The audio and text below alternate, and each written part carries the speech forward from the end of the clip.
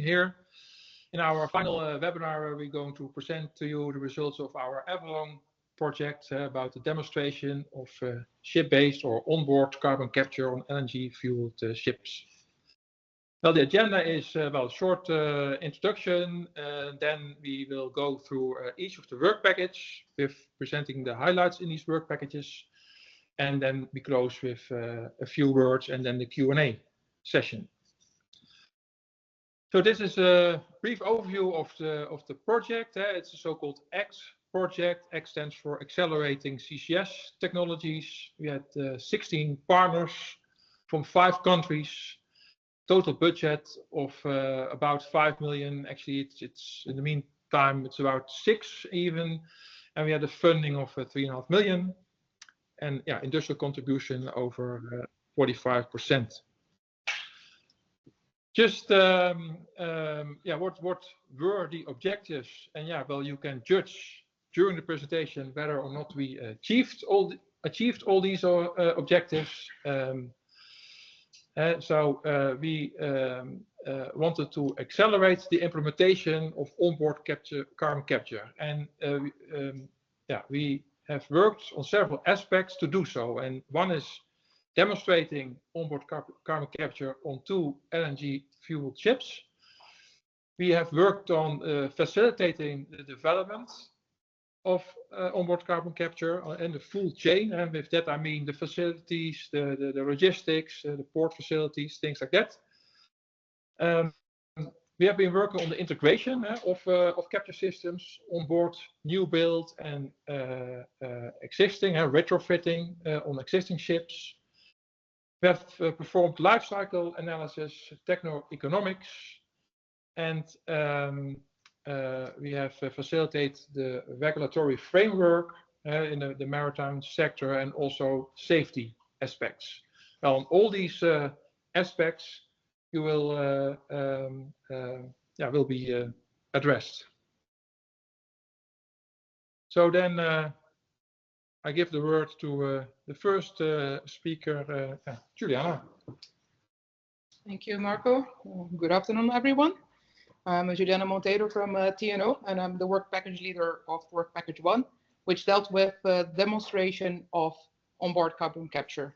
We had 2 campaigns in this project. Our objective was to have these 2 campaigns, and by doing so, to bring the technology to TRL 7. And we've performed the campaigns on board 2 vessels. So the first one was an LNG carrier, the CP Arva, chartered by TotalEnergies, and the second vessel was Hermes Leipnir, which is a very big, very large train vessel. In order to do those demonstrations, we of course had to design and build a prototype system. So here you have the main characteristics of this prototype. It consists of mainly like 3 20-foot containers. One of them is the CO2 capture container that also has this structure on top of it with the columns coming out of it, this frame. And it was designed and it worked with 38% MEA. And then the second container is actually the drying and liquefaction system. And the third container is a CO2 storage tank that could store CO2 at 15 bar close to minus 28 degrees. So this is a happy moment when the consortium for the first time got to visit the prototype when it was almost being commissioned already at the carbon trade facilities. And more happy moments, of course, when it was demonstrated on board. We had 2 campaigns, as mentioned, and these are a summary. This gives a summary of the demonstration. So both vessels had 4-stroke engines running on LNG with some pilot fuel.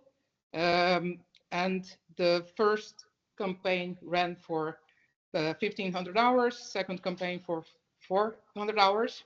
And in the first campaign, we did capture only, and the second campaign was capture plus liquefaction. So that's the summary. And well, Marco said that you can judge, but I actually put my judgment already in here.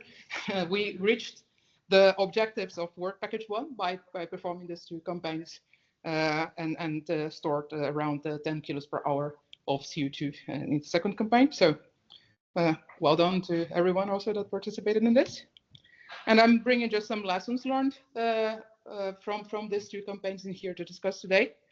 So the first thing that I want to highlight is about the ship motion, because when we were putting this project together, it was one of our main concerns. It was like, how does ship motion affect the performance of CO2 capture on board? And from what we've seen, and of course, I mean, the crane vessel that where we the Sleipnir doesn't really have motion per se, because it's a very stable vessel. But in the LNG carrier, we've operated the prototype actually at quite some rough weather conditions. So I think we monitored, and you're not supposed to be able to read the graphs in there, but they are just to illustrate that we've monitored a lot of different parameters, levels in the tanks, flow rates, and the capture rate, and we actually didn't see any impact of the ship motion on the performance of the system. So it doesn't seem to be actually a very important point of concern as we first thought so. So that was pretty good news.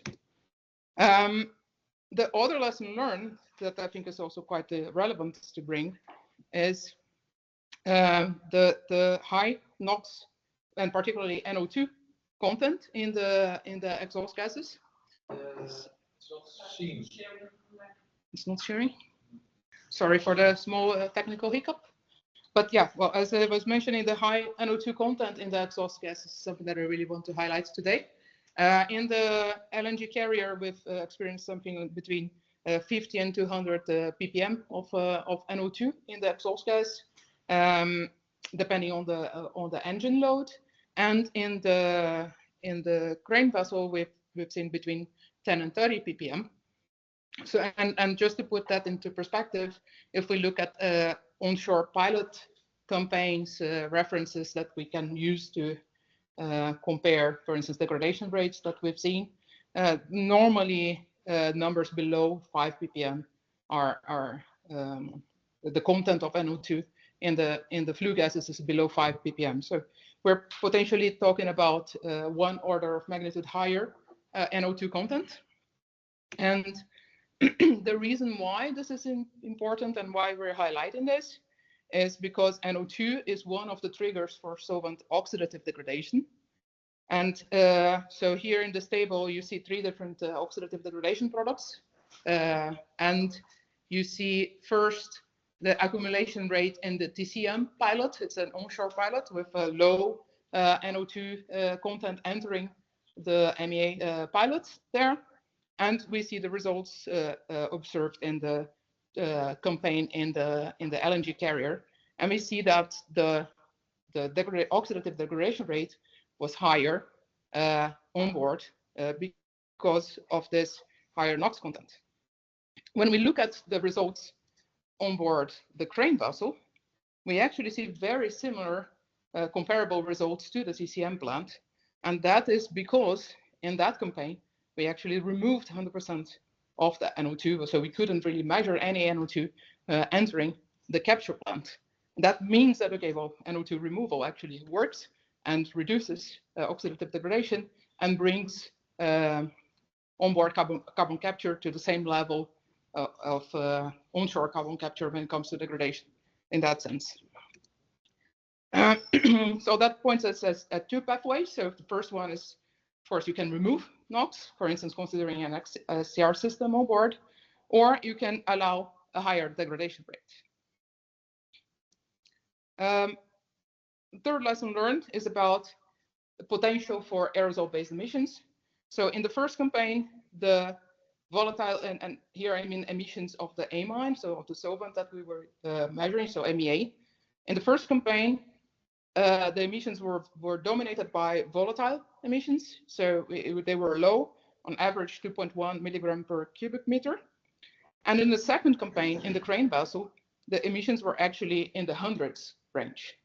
And so between 50 and 300, that's what we measured. And that is a clear indication of aerosol-based emissions. And aerosol-based emissions are caused by particles being present in the exhaust gas. This could be either soot or, for instance, the sulfuric acid mist. I think we've seen this aerosol-based emissions coming in the second campaign, and the conclusions there is that whenever we are planning to do integrate onboard carbon capture in a vessel, measurements on board should be done regarding the presence of particles in the exhaust gas. And if particles are found to an extent that would cause aerosol-based emissions, then countermeasures to avoid this aerosol-based emissions should be integrated in the design of the capture system on board. And the good news is that this technologies, these countermeasures are available. It's just a matter of we have to know about this, and then we can integrate. Next slide, please. So, of course, as every technology field that is beginning, we in one project don't close all knowledge gaps. And sometimes we even create some additional knowledge gaps of we learned about things that we didn't know that we didn't know. So I think that was the case here. One of the main knowledge gaps that remain after this project is regarding CO2 quality, particularly in view of the high NO2 content that we've seen on board. And if there's no measure for NOx removal, we would need to understand what's the consequence of that in terms of NOx content in the captured CO2, and also because there is a higher degradation rate, there could be also a higher content of degradation products in the captured CO2. Another thing that is worth investigating further is how does the combination of a certain engine type plus a certain fuel and a certain after treatment system leads to define the NO2 content and particle levels. Of course, here in this project, we have the sample size of 2, right? So 2 ships with 2 engines and 2 combinations in there. But there are many different engines and then fuels being used out there. So understanding the impacts of that will also help I think we're now, yeah, okay. Will help understand the consequences and how to design properly the onboard carbon capture system. So I think those are the main messages from work package 1. Next slide, please, Richard. Yeah, so I would like to thank you all for listening, and then give the word to my colleague Anette, who will present the work package 2. Yeah, thank you. So Anette Mathisen from SINTEF, and I will present the full CCUS chain integration work done in the project. Next slide, please. So the EverLoNG project is not just capture. So after all the effort of capturing the CO2 on board the ship, it's paramount that the CO2 remains captured and stored, utilized. So to enable this, a CO2 handling infrastructure needs to be in place that can receive the CO2 in such a way that it has a little impact on the normal operation of the ship as possible. Next slide, please. I think it's, yeah, so thank you. So the main tasks of work package 2 was looking into offloading strategies and chain integration. So CO2 enriched solvent offloading and integration into planned, hopefully planned CO2 infrastructure. Define full CCUS chain cases. Develop a process design package for port receival facility for CO2. And then we had CO2 shipping, interoperability and port readiness, and developing a port readiness assessment tool. This is followed by a roadmap towards European offloading network. And finally, CO2 quality in an OCC context. Next slide, please. Yeah, so the first task was looking into CO2 offloading and port integration. There are several ways of unloading the captured CO2 from a ship, and the main offloading options are ship to port, ship to ship or barge, and jetty-free transport. And the offloading itself can be done with flexible hoses, loading arms, and even container swap. The first two, flexible hoses and loading arms, are used for CO2 unloading today. When it comes to solvent handling, the spent solvent will be pumped to shore for regeneration, and fresh or reclaimed solvent returned to the ship. And it's not foreseen that this needs to be done at every port call. The takeaways from this is that the offloading technology will ultimately depend on the ship type and the port facilities. And the key factor is that the unloading should have as little impact on the normal ship operation as possible. Next slide, please. So onto the port receival facility. So there is in the project designed a port side receival facility for the CO2 and solvent.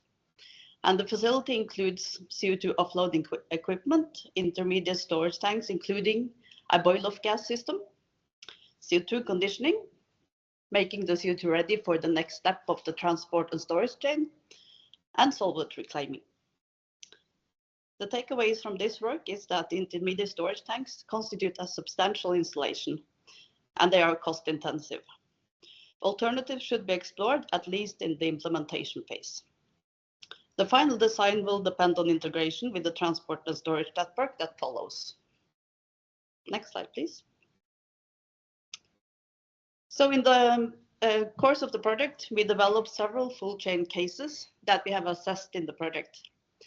Not going to go into detail on this, but they constitute a receival facility, receiving the CO2 from the onboard ship CO2 storage tanks, and then a design for further transport of this CO2 to permanent storage. And in the cases we have looked at here, we have looked at transport to either the Northern Lights storage project or Aramis.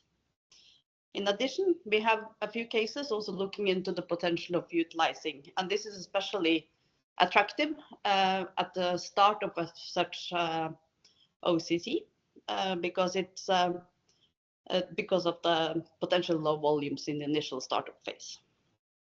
Next slide, please.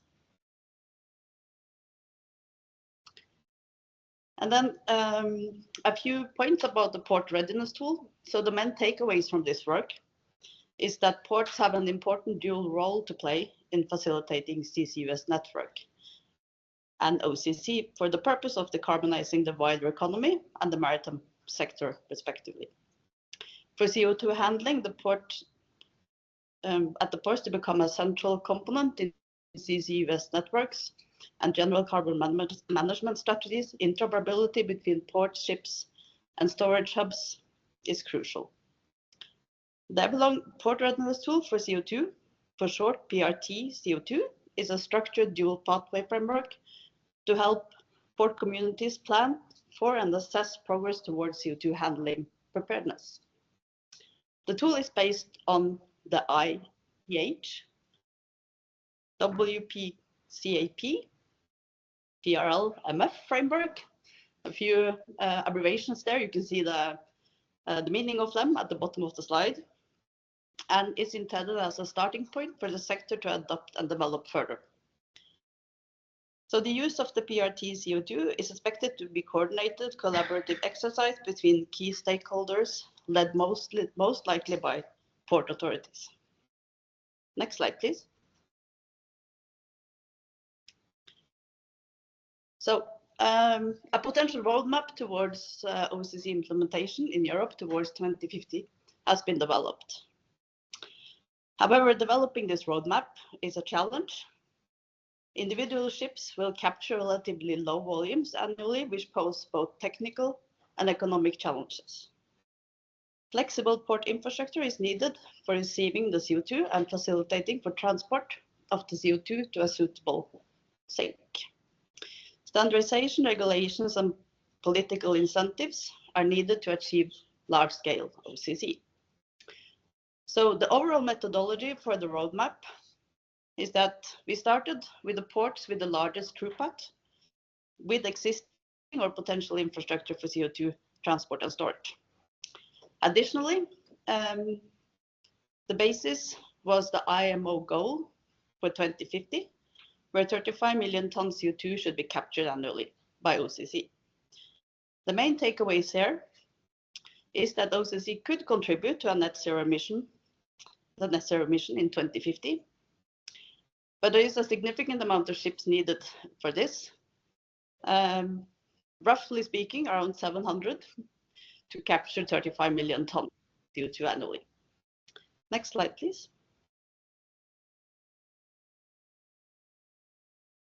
So the key takeaways from full chain OCC: the relatively low volumes per ship vessel annually, combined with a relatively large volume unloaded per port call, pose a challenge when developing the CO2 handling infrastructure. It's paramount to increase the utilization degree of the onshore infrastructure to reduce the cost and to connect to other shared infrastructure at the earliest possible opportunity for transport of the CO2 to a suitable sink. No major technical obstacles were identified, but the implementation is not trivial, at least not for the first movers. Ports in collaboration with shipping industry holds the key to OCC as a viable decarbonization method for the industry. Yeah, thank you. That was it for me. Then I leave the word to Joan.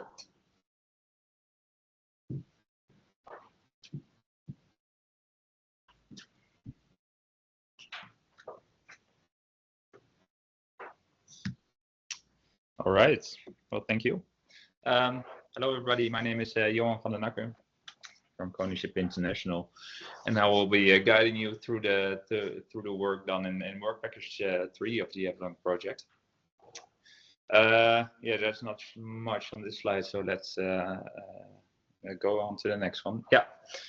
So, what was the purpose, the goal of work package 3? It was a study of the conceptual design and shipboard integration of a full-scale ship-based carbon capture system. So, as opposed to work package 1, where we have a pilot system actually on board, here we are looking into the conceptual design of a full-scale system and to see how much CO2 can we reduce there, what are the challenges that we encounter. So, what does the project entail? The design of the carbon capture system, the full-scale system, the integration of these systems on board these vessels, with a focus on optimization between the different systems. Heat integration is an aspect I will mention.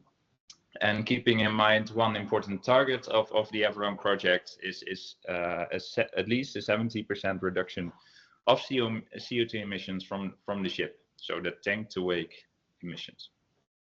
This was done by the end of two cases. One case being the Sleipnir, which is Heerema's semi-submersible crane vessel, and one was an LNG carrier, of which the LNG carrier was considered as a new build case. So this was not an existing vessel that we have adapted, but we decided to treat this as a new build case. Next slide, please. So some extra focus on specific areas we had in this project. One is indeed so the heat integration. One part of it is recovery of the heat for the capture system. We need quite a lot of heat in the capture system, and we try to take as much as we can of that heat from residual heat available in the exhaust gas of the engine. One other part of the heat integration was for the cooling requirement for the liquefaction of the CO2. That was done by means, and you can see that in the picture, what the idea was to take the cold from vaporizing the LNG that we have in the tank, which is at minus 160 degrees Celsius, and it needs to be vaporized in order to put it into the engine. and use that as a heat sink for liquefaction of the CO2. A third point was that we focused on looked at what the potential was for standardization of components of systems was. Yeah, mainly to increase the cost effectiveness. Next slide, please. So the capture system design, just an overview of what was done. There was a lot done, so I'm not going to mention everything, but it started with a lot of data analysis of the operational profile of the vessel, but also of the characteristics of different engine types. So there are 4-stroke engines, a lot of different types of 2-stroke engines were considered, and also what are the differences between gas operation of an engine and operation on diesel MGO. And with this information, we try to optimize the sizing of the system for this operational profile that was analyzed. And then taking into account, of course, the 70% reduction target, also the heat availability in the exhaust gas of the different engines, and see what capture rate we could achieve with that. And if we needed a higher capture rate, we needed to add external heat. Electricity consumption of the capture system as well was of course considered. And the bottom right picture, you can see what the approach was there in the sizing of the system. So the red dotted line is a design capacity of a capture system, and the blue and the orange lines are well, the blue line are the CO2 emissions from the vessel, and then the orange line is the CO2 that was captured with this specific design capture rate or design capacity of the system. And what you also see is that if the emissions exceed the design capture rate or the design capacity, it's not that we stop the system and stop capturing, but we do not capture anymore. So part of the exhaust gases would then be vented to the atmosphere, but not all of it. Next slide, please. So one example, just not going into detail about the values, but just to show a bit the work that was done to analyze the data. So a big issue here is the heat recovery potential of different engine types. And what you see here is there is a big difference between different engine types and how much heat is available in the exhaust gases. On the left side, you see these differences between the engines. And what was nice about this project and the work done here is that all of these different informations, like operational profile analysis, but also this graph on the left that you see, all information about the engines, heat availability, engine efficiency, it was all summarized in a performance curve you see on the right that plots on the horizontal axis the CO2 avoidance compared to a base case without carbon capture and versus a fuel penalty on the vertical axis. And that's a really nice way of comparing the different options. So this is just one example, and there were a lot of different options that were analyzed and compared. So next slide, please. So what I do now is I'm skipping a lot of work and a lot of very important work, analysis, and just skip to the some views of the results. But what was done in the meantime to achieve these results was a lot of modeling of and design of the capture systems. Yeah, how to integrate this optimally in this design was thought out and discussed a lot. There were risk assessments carried out to see where the risks are also for the specific vessels and what the differences there were. So there's a lot of work done, and these are just a summary of the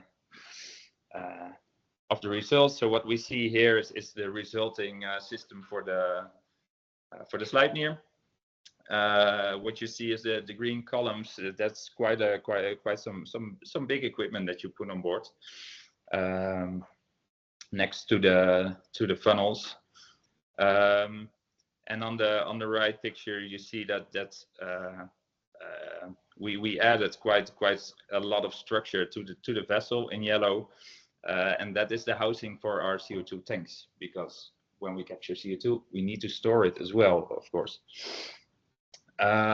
So yeah, for the slide here, there were some important aspects like the lift capacity of the ship that needed to be considered, but also things like deck area. So we're putting a lot of equipment on deck. It's cost us deck area, and even though the Sleipnir is a really large vessel, deck area is in short supply.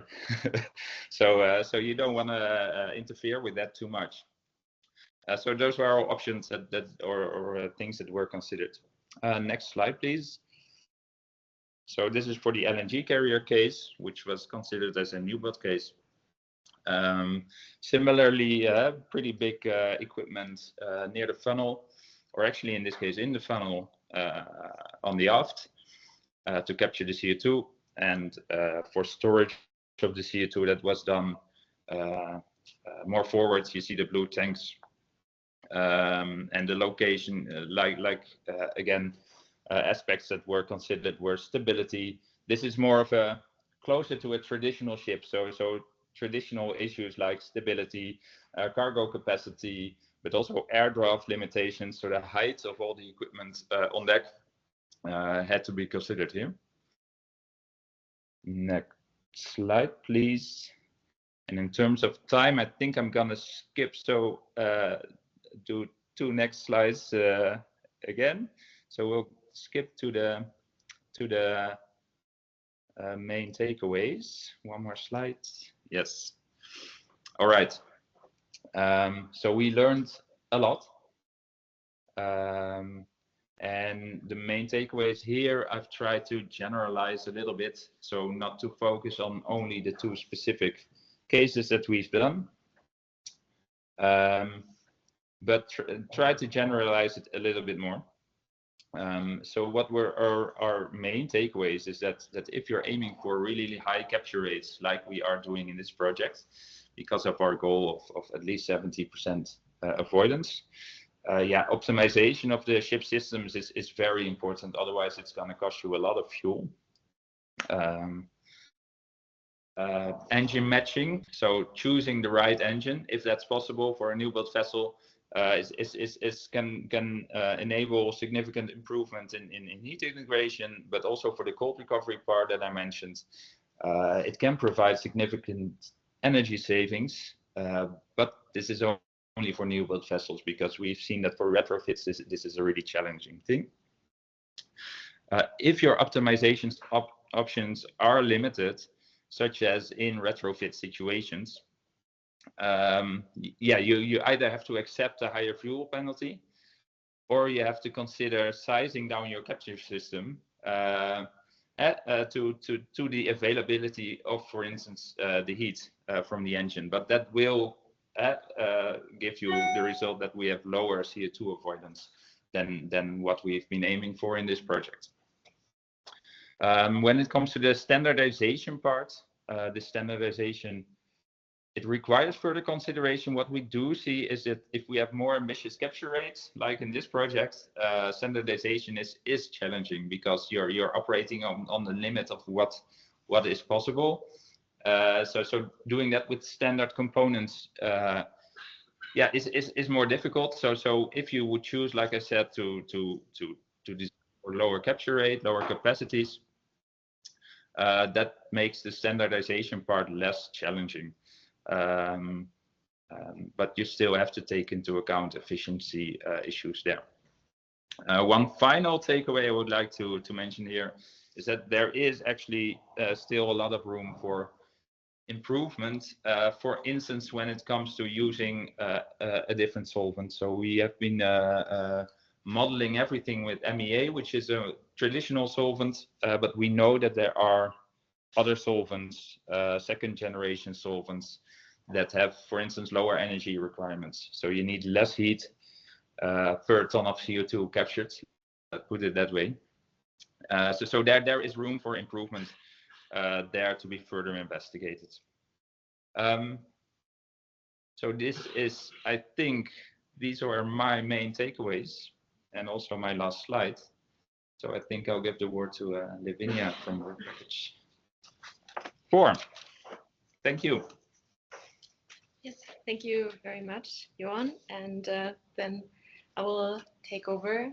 My name is Lavinia Reitz, and I will present for Work Package 4, so the life cycle assessment and techno-economic evaluation of ship-based carbon capture. The goals for this work package were to verify the targets for the full-scale ship-based carbon capture designs that Johan just talked about. We wanted to verify that the 70% CO2 emission reduction could actually be reached, and estimate the costs, and hoped to keep them below 100 euros per metric ton CO2 captured. Of course, we also wanted to investigate the CO2 handling via port and storage effects on both the CO2 and CO2 equivalent, so looking into climate impacts, avoidance potential, and on total costs, and overall identify drivers of benefits and trade-offs for the CO2 equivalent avoidance potential and for total costs. Next slide, please. A quick view of the methods that we used for the environmental assessment. This was life cycle assessment, which quantifies all of the emissions and resources used to and from the environment. And then from that, we derive the impact on the environment. So the most prominent example of this is the CO2 and methane emissions that then contribute to climate change impacts. But there are others like resource depletion, acidification potentials, and more that we looked into. On the other side, you see the TEA's, techno-economic assessment, which wants to determine the price per ton CO2 captured and also avoided. And there, very standard cost estimators like the CAPEX and the OPEX were calculated, total CAPEX, variable OPEX, and then going to the cost per ton CO2. Click, please. Then the system that we're looking at summarized includes, especially for the LCA, so life cycle assessment means the whole life cycle, the upstream fuel, then the benchmark ship operation, and then adding below in the blue the ship-based carbon capture or onboard carbon capture system, including the power consumption, the system construction, and the CO2 pathway. Click, please. And then we investigated, as stated before, the two ships, so the Sleipnir and the LNG tanker. And the first distinguishing type is the fuel that is used. For the Sleipnir, that is both MGO and LNG operation, roughly divided 50-50. And the LNG tanker runs on LNG. Click, please. Then we determine from the operational profile of these ships the emissions that result from burning fuel, and that includes then the CO2, the methane, NOx, so nitrogen oxides, and many more. And then what we do is we add with a click the ship-based carbon capture system. And for the Sleipnir, this means using a retrofit design, and for the LNG tanker, considering more new build option with design parameters of slightly different CO2 inflows, tons per hour, and then designing the capture rate, both for the MGO and LNG case for the Sleipnir, 77.5 and 95%, and 90% overall in the LNG tanker case. And below we see the fuel penalty that was derived already in the work package 3 of roughly 8% for the Sleipnir and 15% roughly for the LNG tanker. And with a click, you will see that, of course, especially for the life cycle assessment, we also include the amine degradation from the prototype measurements, which then leads to ammonia and amine emissions to the environment. And then we take the two ships and we analyze for their function. For the Sleipnir, this would mean 6 weeks of operation. And for the LNG tanker, this is the trip LNG delivery from the US to the Netherlands. And click, please. Then in the top right, you see again the full pathway that we're looking at, but now it's only the on-ship part. So with 3 clicks, you will see all of the parts that are excluded. So only the power and the benchmark operation remain. So this refers to well to tank to wake considerations only. And there we see for the Sleipnir roughly 72% CO2 reduction. So with 1 click more, you see this means we have validated our CO2 reduction targets. And then 1 click more will show you the climate change impacts, which also include CO2, methane, and more. And main contributors are CO2 and methane. And there we see that we only reduce by 55%. And with 1 click more, you will see that this is due to the methane slip during engine operation, especially when operating on LNG. And then 1 click more will show you the LNG tanker results. And there we have a bit higher CO2 reduction and CO2 equivalent reduction for the onboard case. And on the next slide, one more note is that these reduction shares are not easily compared to the reduction targets, because you always need to consider the exact system boundaries and also the benchmarking that is taken into account. So here we compare the Sleipnir to the Sleipnir, but for example, the IMO targets compared to the 2008 shipping fleet. So just keep this in mind. And now we go to the next slide. Now we look at the full life cycle, and there the CO2 emissions are reduced by 54% for the Sleipnir, and the next, the climate change impacts by 39%. So this also includes then the system construction, and especially in blue, the upstream fuel impacts, and for the ship-based carbon capture parts, you see also the CO2 pathway impacts. Then the same for the LNG tanker, you see a 57% reduction of CO2, and for the climate change impacts, you see 44% CO2 equivalent reductions. And if you remember that the LNG tanker actually had a lot higher reduction shares than the Sleipnir, then next you see that the impacts of, so 1 click, and then you see that the greenhouse gas emissions of fuel production actually play a big role, because the LNG tanker only runs on LNG. In the next slide, I will come to the cost assessment, first of the Sleipnir case. There, with 1 click more, you see the main takeaways, that the CO2 storage tank cost is the major equipment cost driver. And since this is a retrofit case, the steelwork construction costs are considered. And then next, one back, please, thank you.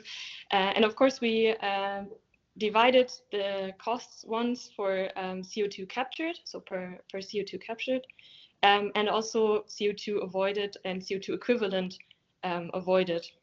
So taking a bit of the life cycle perspective also into the cost assessment. And they were roughly around the 200 euros. Then next, please. For the LNG tanker case, you see the costs are overall a bit lower, and the main takeaways with a click, you see that the CO2 storage tank cost is still the main driver, but lower than for the Sleipnir, basically just because we need lower tank volumes. And since this is a new build case, the steelwork construction costs are not considered, with a bit more freedom on how to place things. And the capacity factor of the capture system is higher, and thereby giving lower specific total costs. And then if in the next slide, we look at the total cost now of the full chain per ton CO2 captured. So not avoided, but captured.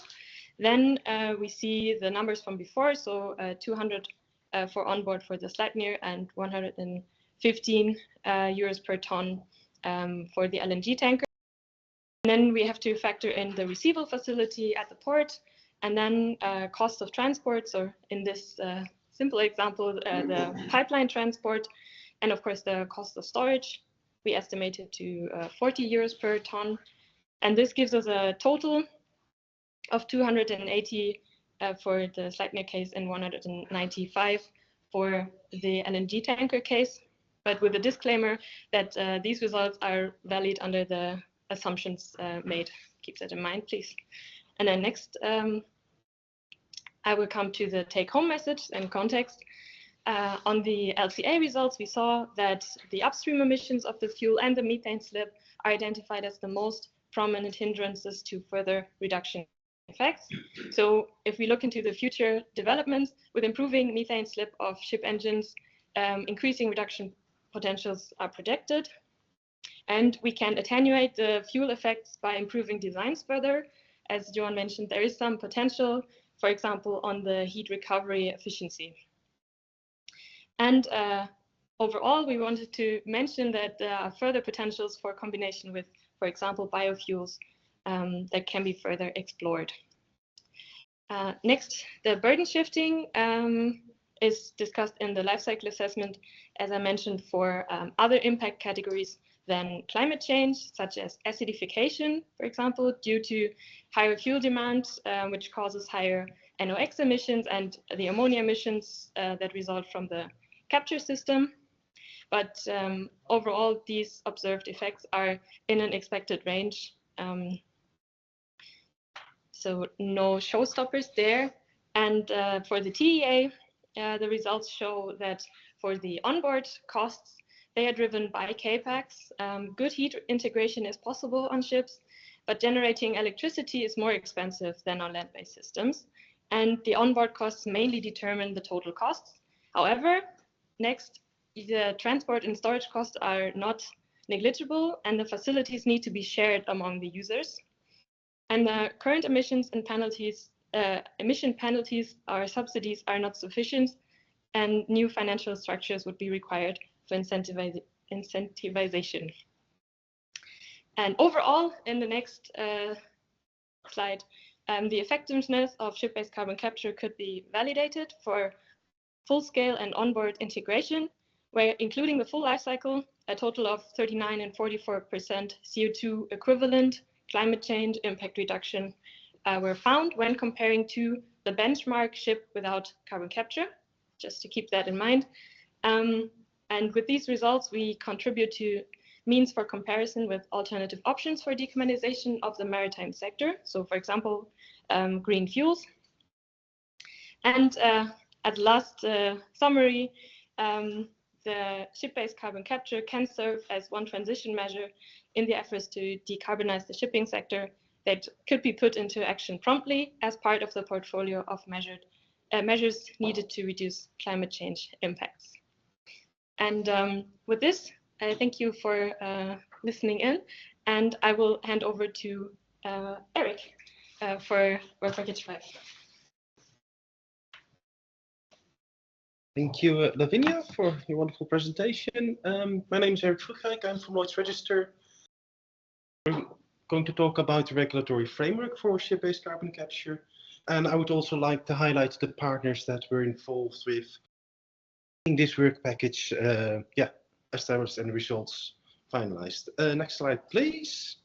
So very briefly, we will be looking at the safety challenges here and following kind of the alternative design and arrangement procedures that the IMO has set out, and we'll focus a bit on how we've disseminated this knowledge so far. Next slide, please. So the key drivers, why are we actually doing this at the first place, is CO2 concentrations. Although it's abundant around us, it typically is in very low concentrations, i.e. 400 ppm. Whilst if you look further down this list, if you have a substantial release, CO2 can actually be lethal. Next slide, please. And that's why we wanted, with this design assessment, hit the ground running. So really start the risk assessments early on in the design, such that we can strive for an inherently safer design. It's often very much also the most cost-effective way of doing risk reduction if you have that mindset at the very beginning. So what were our findings? Next slide, please. So this is the task. Let's continue on in the interest of time. So we identified all the standards and regulations that were required for shipboard carbon capture, both on system level as well as on component level, and we checked the regulations, the existing class rules, as well as the guidelines. Next slide, please. And based on that, we could establish which parts of the systems were already known, were new, and were already proven in the field. And as you can see from this table, a lot of technology that we're using for ship-based carbon capture is actually already proven technology. So there's not that much new on it. Next slide, please. But then there's the important part of what happens with leaks. So why, no matter how good you design your system, there's always a residual risk of a leak. And where that can be harmful, social acceptance of people being injured or killed is getting lower by the day. So we wanted to deliver to designers, as well as the reviewers, order of magnitude estimates, so that you can have a good idea already in the early stage of what you can expect and what you need to account for in case of releases help. And therefore we published a set of engineering diagrams on the gas dispersion. Next slide, please.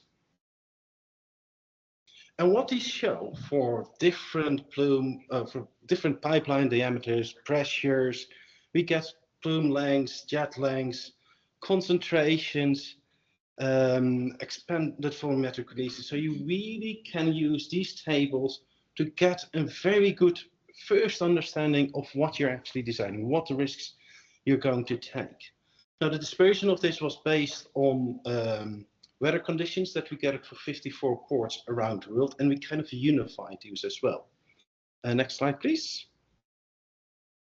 And then we compare those also against indoor releases, because out on the open deck, as everyone can imagine, a leak can disperse quite quickly, but we're also looking here at machinery spaces that needs to be covered, where leaks can occur as well. And there we found that indoor releases, with say the lower pressure, 10 to 20 bar, we might be quite okay, but a 40 to 60 bar release would fill a 20-foot container within 20 to 30 seconds to a concentration that is above the lethal limit.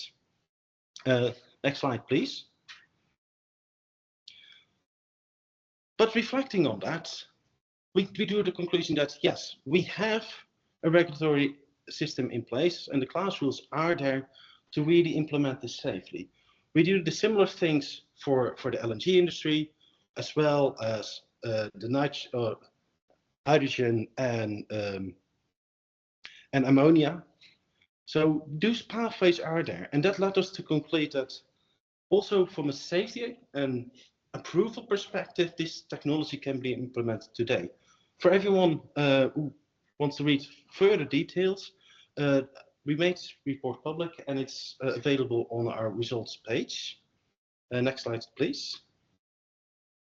Then the full-scale designs that Joan so kindly presented were subjected to hazards. So we took the effort with as wide group of expertise as possible to assess these designs. We found that the pre-hazard meetings were very instrumental in bringing the design to a further inherently safer state. And then we went through the designs in detail. Next slide, please. And from there, we derived a set of generic recommendations. So we already heard from Juliana earlier that ship motions and vibrations were not found to have a detrimental effect on the carbon capture process itself, but do please continue taking them into account in your design. Another interesting area is, for example, simultaneous operations. When we are offloading CO2, we prefer to do that whilst also doing cargo operations, as all shippers will know. They want to minimize the times in ports. Next slide, please. And from the hazards directly, we collated all the results and we distilled the generic safeguards. So regardless of the ship type or the size of the ship, these safeguards are actually applicable to your design. So of a ship, onboard carbon capture system. Again, these results we've published, they will be soon available on our result page. So have a look there and feel free to contact us if you have any questions with regards to this as well. Next slide, please. Then in terms of the dissemination, well, the report was actually well received. We presented it at the IMO. We also presented it to one of the correspondence groups of the Maritime Safety Committee. And the message that we try to convey there is from a safety and regulatory rules perspective, these systems really are ready to be implemented at scale in the maritime world. Next slide, please. Let's skip these questions. So concluding, so why SPCC? Like I said, it's the most mature technology available today to make the direct impact on our carbon emissions. That is one of the main motivations. It is not a technology that will take still a few more years to develop. We can actually implement this on board. And where SPCC does delay the uptake of future fuels like ammonia and hydrogen, actually on the contrary, even if you implement it on an HFO or MDO burning ship, because you need to get your company and your mindset around doing the risk assessments to implement safety on board, this will ready your company to actually make that future step in, say, 5, 10, 15 years down the line, where you go towards ammonia and hydrogen, because those risks are considerably more. And as a result, the risk assessments and the checks and balances a lot heavier. And I think that is my last slide. So I will hand over to Marco to wrap up our webinar. Yeah, well, thanks, Eric. Thanks also all speakers. I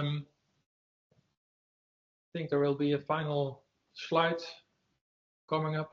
Yes, there it is.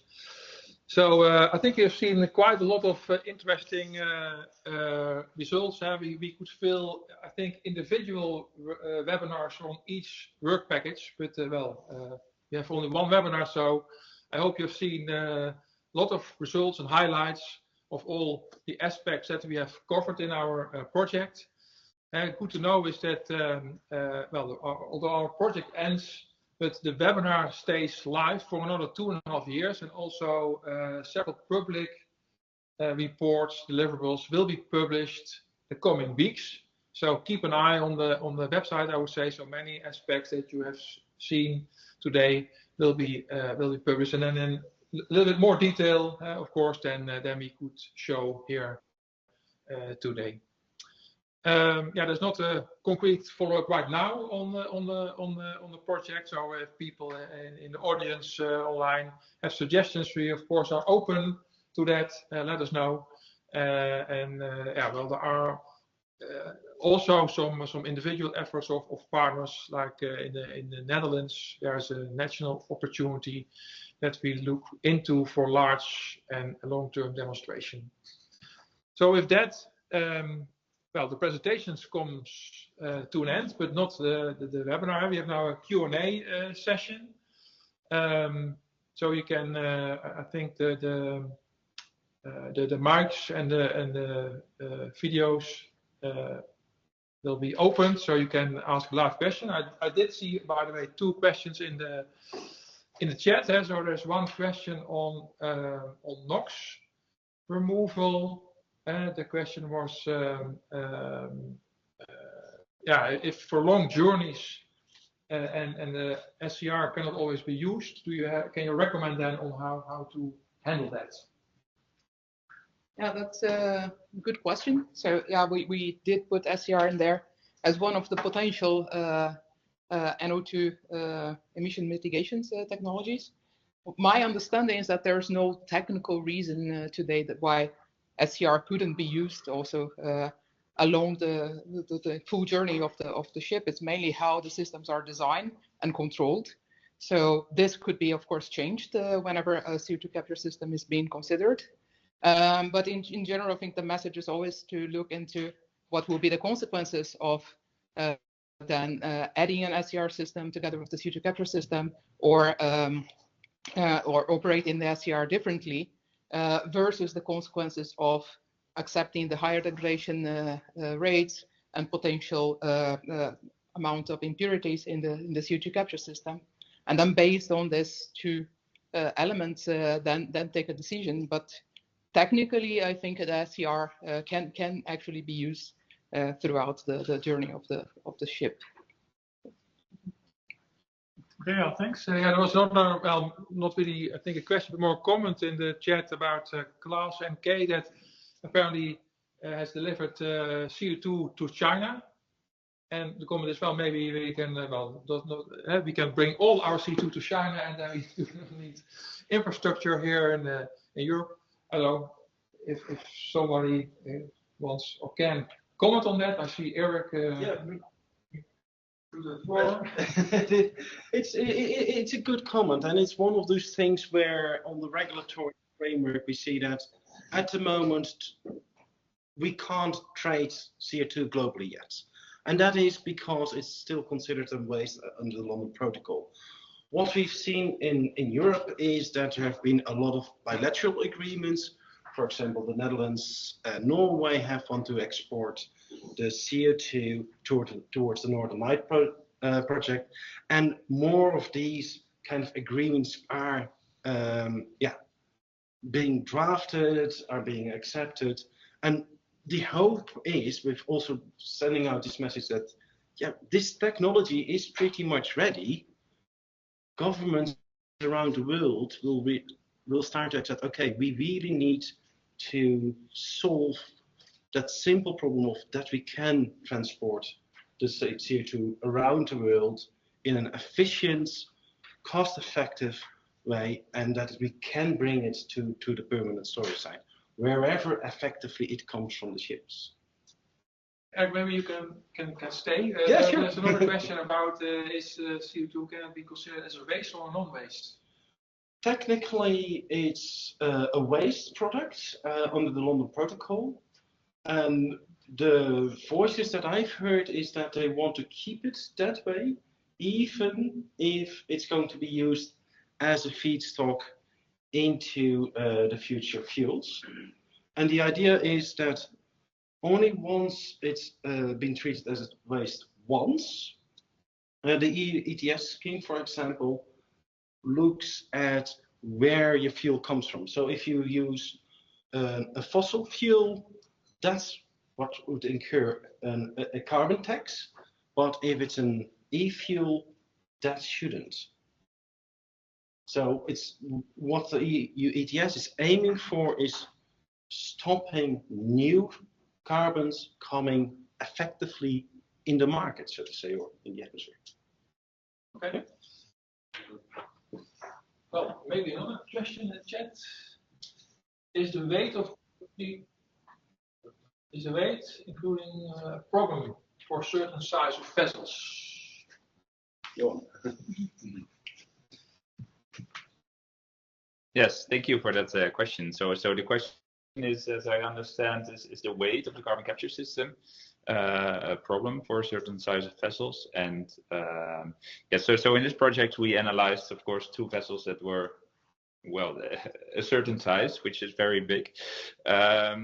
But still, you see that the weight, it just has an effect of the carbon capture system, but especially also of the CO2 itself.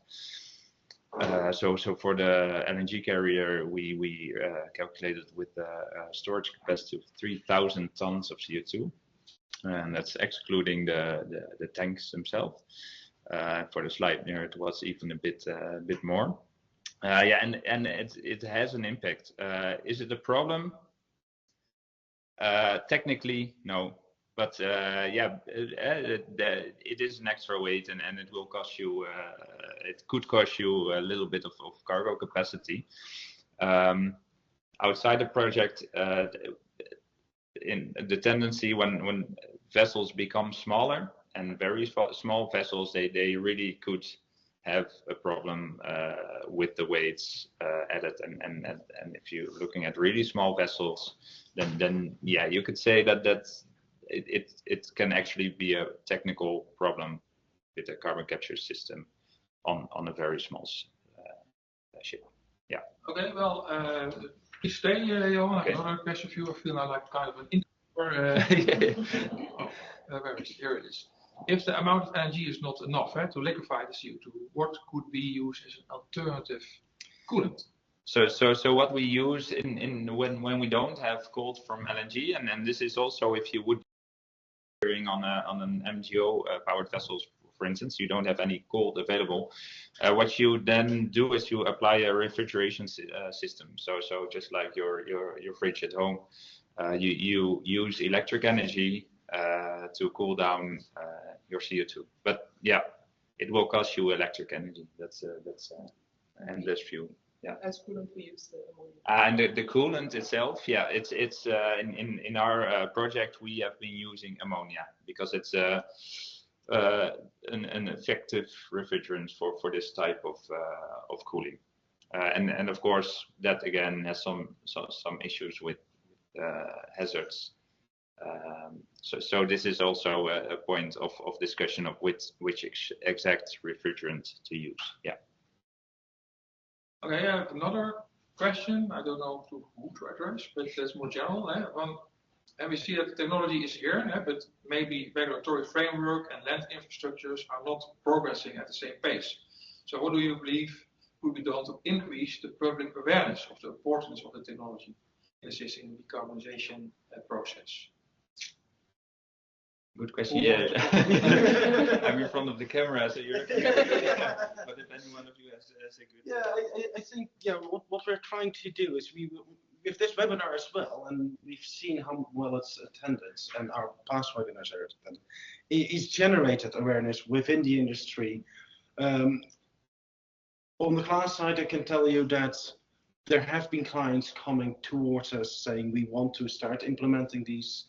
The carbon capture systems, Carbon Treats, who participates in this project, is not the only one developing this type of solutions. So we have seen that there is quite a gradual uptake. So it's not just now on the technology side, the developers, it's now also the ship owners starting to ask for this as they want to be ready. And the more this question goes towards ship owners and operators especially, the more this will give the politicians the support of making the right decisions. As in the end, if there's not a question to really uptake this, the politicians can take their time. Whilst if the shipping industry is going to say, look, we need this if we want to meet our targets, it's a very strong and an equivalent message. Maybe just to add to that, which I think is already quite a comprehensive answer, but part of the infrastructure that is needed is of course the onshore infrastructure on board, but then also what happens afterwards with the transport and storage. And we already see much more development and somewhat an accelerated development in that, and that's also pushed by other industries and other sectors that are implementing CO2 capture in general. So it's that it comes also from the shipping industry that really helps. But I think the in sense of public pressure also, the fact that if the things are developed, for instance, in Europe, it helps maintaining certain hard-to-abate carbon-intensive industries operational within the continent and so on, can also help with this improved public perception around these technologies and public push towards implementation. Another question: will the CO2, the captured CO2, will it need to be purified? clean Yes. after the loading before it goes to the sinks. So it needs to be purified, yes. Where exactly it's purified and for which products is still a matter of how the systems are designed. So the way that we designed implementation of carbon capture on board already includes a liquefaction plant that by necessity even includes some impurities removal. For instance, you need to remove water for technical reasons because otherwise you have ice formation before you liquefy your CO2. And in the process of liquefaction, you can also get rid of non-condensables like oxygen and nitrogen and so on. So part of the CO2 cleaning process happens on board. There is a potential gain, I imagine, in doing also part of the cleaning process onshore in the CO2 processing facility, where other impurities could be then further removed. But in our designs, we considered in this liquefaction plant at least the dehydration part, the removal of non-condensables via venting, and a guard bed to remove VOx. But whether that's going to be the final design and so on, it's I think something to be investigated per project. Okay, thanks. Another question.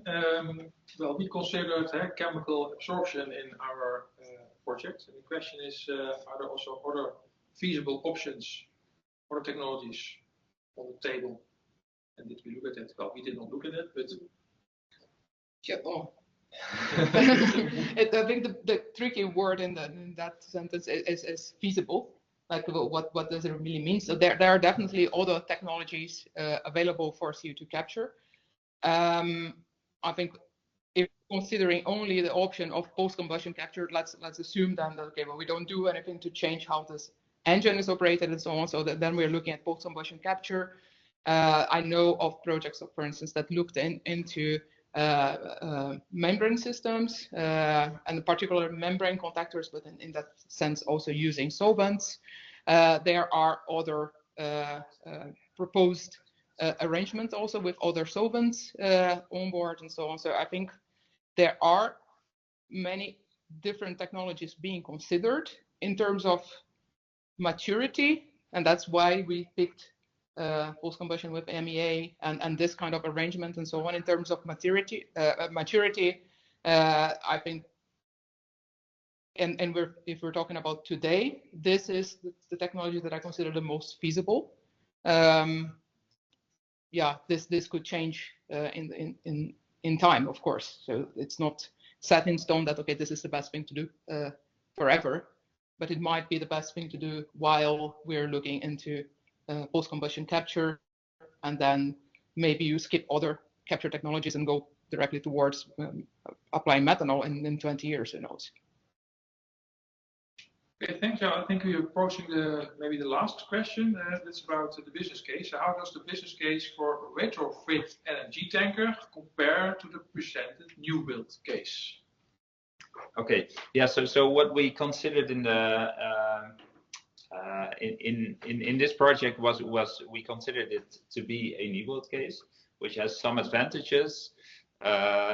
Some advantages being like you can integrate the system in the design, so it will save you some material, some extra retrofitting work.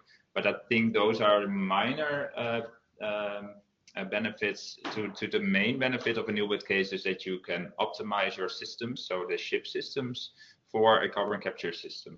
So in our new build case, we did all the analysis and chose the right engine with relatively a lot of heat available for carbon capture, which yields a relatively low amount of extra fuel needed for capturing the CO2.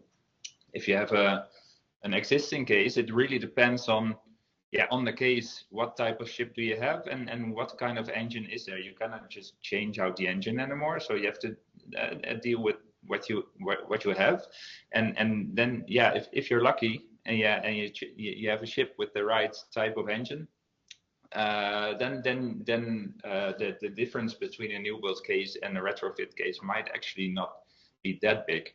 But there are a lot of ships sailing around with engines that are, of course, not optimized for this carbon capture system, and there you have a very big difference, because then, like I said in my presentation, you either have to go choose for increasing your fuel consumption in order to achieve the same capture rates, or go for a lower capture rate, and that's a really big influence on your business case, of course.